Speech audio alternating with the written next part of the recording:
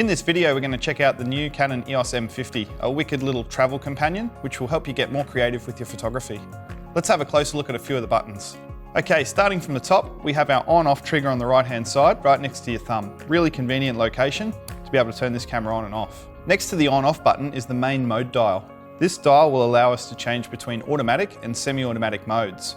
We're going to go into those in a little bit more detail in a future video. At the top of the camera, you will find a shutter release button.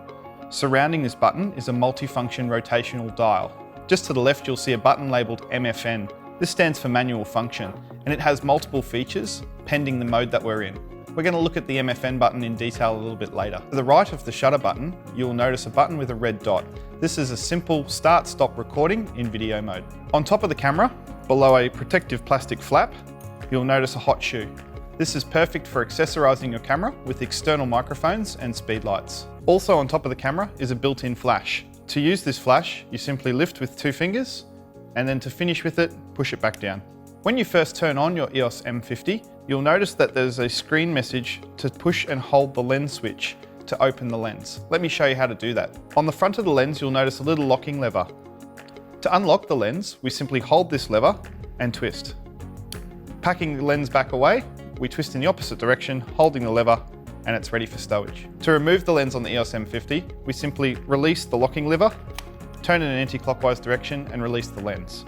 Please note the white reference marks on both the lens and the body, which allows us for easy reference to put a new lens on and go shooting. Also on the left-hand side of the camera, you'll notice a microphone input.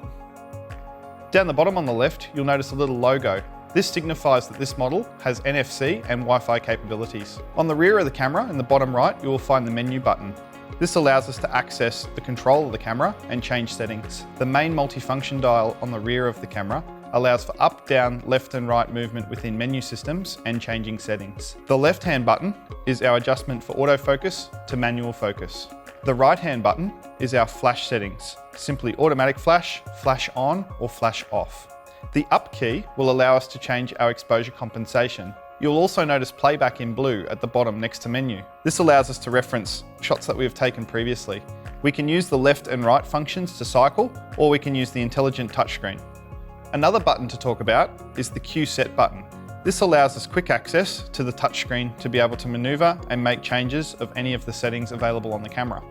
The set button also acts as an OK or confirm function. On the right-hand side of the camera, we'll notice that there is a flap which hides a USB and HDMI output.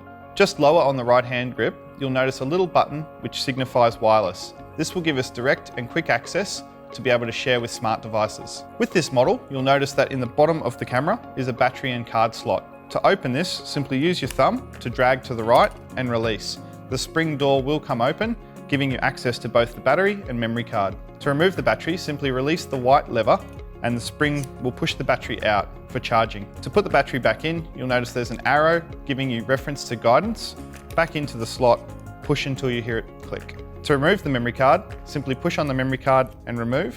Putting it back in, push until you hear it click, and then close the door and you're ready to shoot. Another great feature of this model is the flip out screen on the back. This allows me to rotate the screen for the perfect selfie, or adjust to be able to shoot up and under a crowd, or simply put it in the traditional place. We can also fold the screen up for protection when stored in a bag. Well, I hope this video has helped to get to know the EOS M50 a little bit better. Let's watch the next video to see some of these features in a little bit more depth.